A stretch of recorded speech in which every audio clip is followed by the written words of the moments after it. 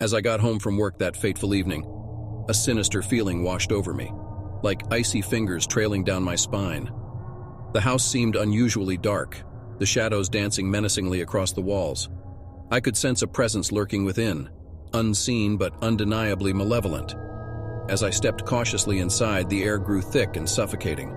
I tried to shake off the feeling, convincing myself it was just fatigue playing tricks on my mind. But then I heard it, a soft, sinister voice that seemed to come from every corner of the room. "Welcome home, John," it cooed, its tone dripping with malice. My heart pounded in my chest, and my hands trembled. There was no one else in the house, I was certain of it, but the voice continued to taunt me. I tried to dismiss it as my imagination, but then objects began to move on their own. A chair slid across the floor, a picture frame fell from the wall.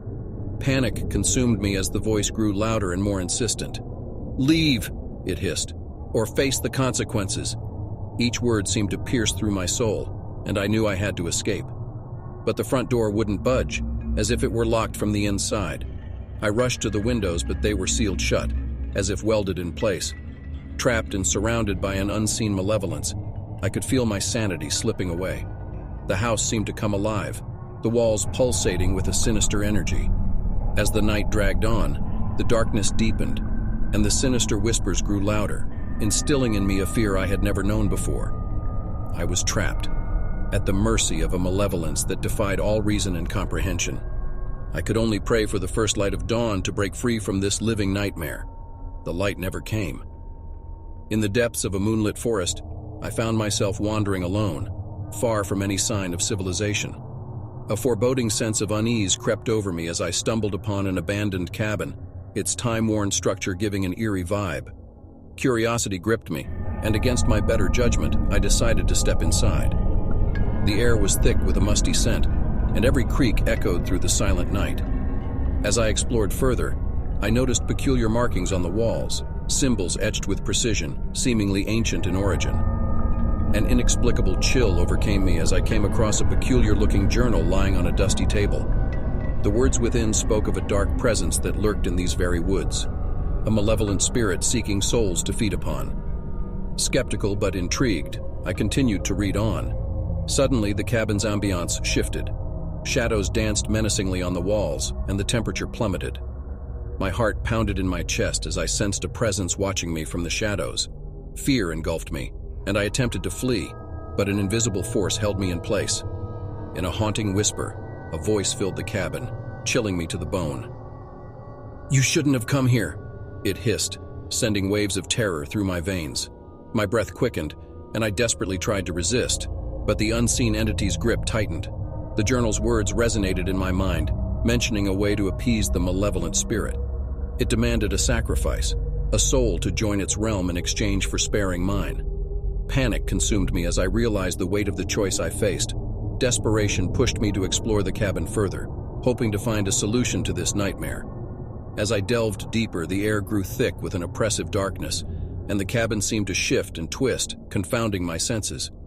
In a dimly lit room, I stumbled upon an ancient relic, a tarnished amulet with an aura of malevolence. The journal suggested that destroying it could break the spirit's hold. Summoning every ounce of courage, I raised the amulet and smashed it against the floor, releasing a deafening blast of energy. The cabin shook violently and the spirit's voice grew furious. But in that moment, the grip on me loosened. Fueled by adrenaline, I bolted from the cabin, fleeing into the night, heart pounding, with the malevolent spirit's cries echoing behind me. Now, as I write this account, I fear the entity has followed me, lurking in the shadows, waiting for its chance to claim what was promised. I am haunted by the knowledge that I may never escape its grasp, and every night as darkness falls, I shudder at the thought of what awaits me when I close my eyes. Under the full moon's haunting glow, I slipped into my backyard pool. The water shimmered like liquid silver, inviting and serene.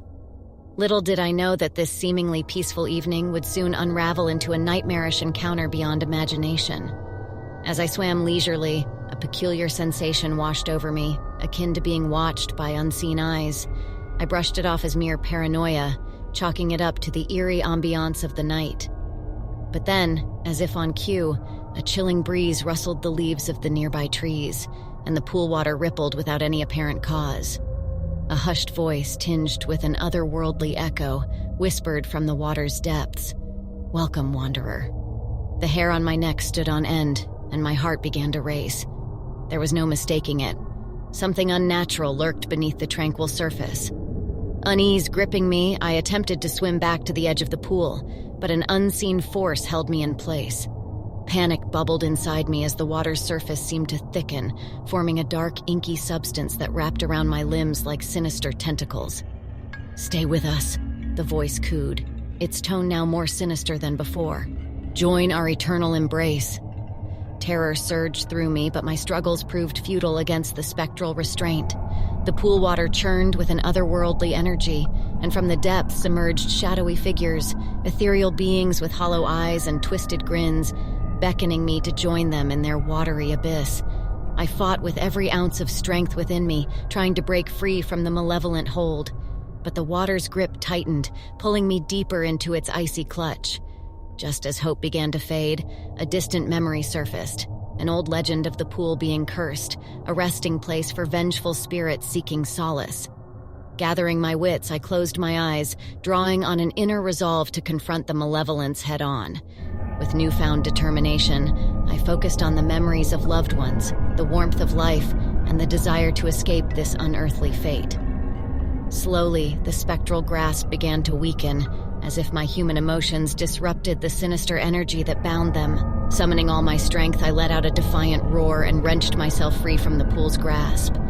The water seethed and churned, the spectral figures retreating back into the depths, defeated by the power of my will. Gasping for breath, I scrambled out of the pool, my heart pounding in my chest. The backyard seemed unnaturally quiet now, devoid of the eerie presence that had tormented me moments ago. From that night on, I avoided the pool, haunted by the realization that some secrets lie hidden beneath the surface, waiting to ensnare unwary souls. And as the moon rose each night, I couldn't help but wonder if the pool's spectral inhabitants still roamed its depths, forever bound to their watery realm, waiting for another unsuspecting soul to cross their path. The pool became a forbidden place, a reminder of the malevolent force that had tried to claim me, and I couldn't shake the feeling that it was only a matter of time before its sinister secrets resurfaced once more.